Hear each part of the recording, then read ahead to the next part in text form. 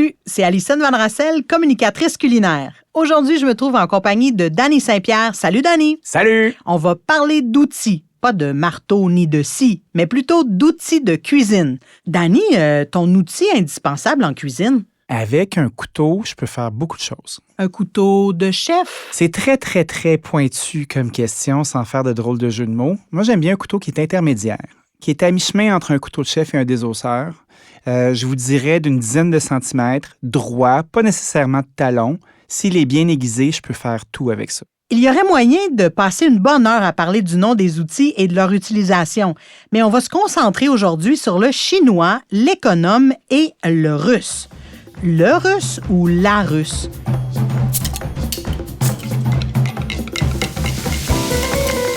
Les mots de l'alimentation avec Alison Van Rassel et ses invités. Dans cet épisode, on fait le tour des outils de cuisine avec le chef Danny Saint-Pierre. Quand j'ouvre un tiroir de cuisine, j'ai parfois l'impression de tomber sur un véritable petit musée domestique.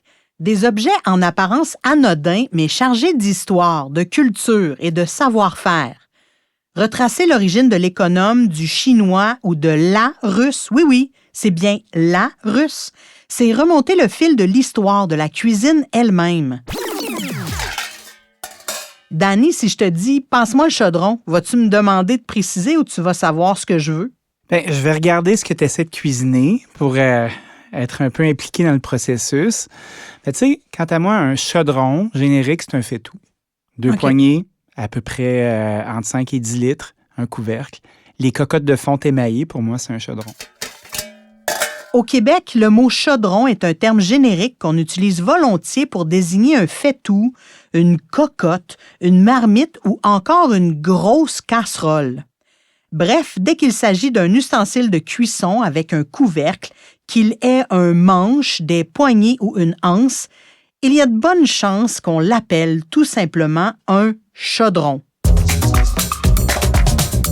Quand je dis la russe, je ne parle pas de la mère de Dostoïevski, ni de diplomatie internationale.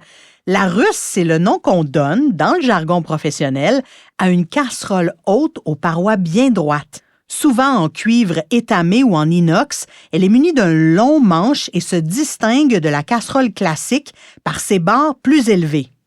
C'est l'outil idéal pour les cuissons lentes, les sauces ou les fonds. On la retrouve dans toutes les bonnes brigades, souvent en série de plusieurs tailles. Son nom viendrait aussi d'un clin d'œil aux fameuses poupées russes, du fait qu'elles peuvent s'empiler par taille décroissante.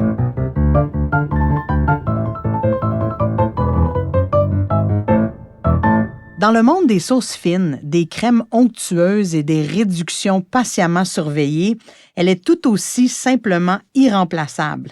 C'est d'ailleurs l'outil indispensable du saucier, un cuisinier qui, dans les grands restaurants, est chargé spécialement des sauces. Hey, c'est un métier que tu as déjà fait, toi, Danny? C'est le poste le plus important avant de devenir un sous-chef et un chef. Ah oui, pourquoi? Ça nécessite une grande maîtrise, puis à chaque jour, la sauce évolue. Puis c'est un contrôle de texture et de saveur. Puis c'est ce qui donne le ton et la personnalité au plat d'un restaurant donné. C'est une grande responsabilité. Danny, s'il y a un chaudron que tout le monde devrait avoir, ce serait lequel? La cocotte. La cocotte de fonte émaillée, elle peut tout faire. Et on choisit un chaudron avec ou sans revêtement anti-adhésif? Je crois que le sautoir devrait être anti-adhésif et la cocotte ne devrait pas l'être. Un autre outil bien précis qu'on retrouve souvent dans les cuisines professionnelles, le chinois. C'est une passoire conique utilisée pour filtrer les sauces, potages ou bouillons. Techniquement, il existe deux grandes familles de passoires coniques. Celle en étamine métallique à maille très fine qui permet de filtrer les bouillons, les sauces et les crèmes pour obtenir une texture parfaitement lisse. Et il y a celle en acier inoxydable perforé, plus robuste, qui sert à passer les sauces épaisses en les foulant à l'aide d'un pilon pour éliminer morceaux et grumeaux. C'est l'outil qui fait disparaître les petites imperfections pour ne garder que le velouté. L'outil que vous utilisez pour égoutter les pâtes, c'est tout simplement une passoire.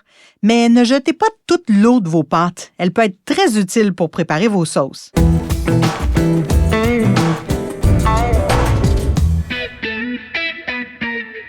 L'économe, c'est le champion de l'efficacité. Quel mot merveilleux, économe. Il suggère qu'on peut faire beaucoup avec peu, qu'il n'y a aucune honte à la simplicité. C'est presque un mot politique. Il parle de sobriété, de respect du produit, de cuisine du quotidien qui fait attention. L'économe, c'est ce petit couteau bien pratique qu'on utilise pour peler fruits et légumes. Sa lame incurvée, souvent dotée d'une ou deux fentes bien tranchantes en son centre, permet de retirer la peau avec précision sans gaspiller la chair. Un indispensable dans toute cuisine. Dans la tienne, Danny? Ah, un joueur de premier trio. Jacques Brel disait qu'à la minceur des épluchures, on voit la grandeur des nations. Ah, c'est beau ça! On le nomme aussi le couteau éplucheur ou l'épluche-légumes. En bon québécois, on l'appelle aussi un épluche-patate. Un pelle-patate! Un pelle-patate. J'aime ça! Il ne faut pas le confondre avec le pile-patate ou le pilon à pommes de terre, si on veut être précis. Celui-ci sert à piler des patates dans le but de faire une purée de pommes de terre. Il y a aussi, Dani, de la confusion autour du mot spatule. Des fois, on devrait dire langue de chat. On pourrait dire ça. Il y a Maryse aussi qui s'invite à la danse. Maryse dit la licheuse. Oui, on entend parfois le mot Maryse pour parler d'une spatule. C'est le même objet, sauf que Maryse, c'est une marque déposée. Hey, on va-tu cuisiner? Ah, je pense que oui. On fait de la pâtisserie. Je suis prêt. Les mots de l'alimentation est une production Coyote Audio, réalisée avec la contribution financière de l'Office québécois de la langue française. Merci à Danny Saint-Pierre pour sa participation à cet épisode. Animation et recherche, Alison Van Rassel. Réalisation, Stéphanie Mignacca. Captation et mixage sonore, Underground. Idée originale, Robert Nadeau et Jacques Labelle.